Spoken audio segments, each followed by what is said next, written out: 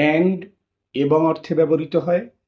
যে দুটো শব্দ এবং বাক্য অ্যান্ড দ্বারা যুক্ত হবে তাদের গুরুত্ব সমান।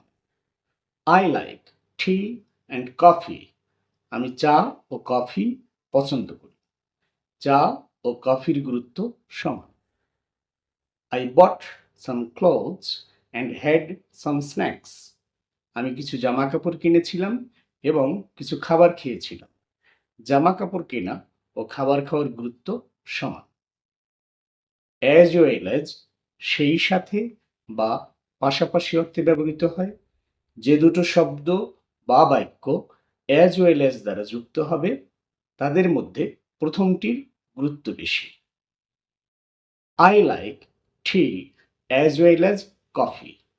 আমি চায়ের পাশাপাশি কফি পছন্দ করি।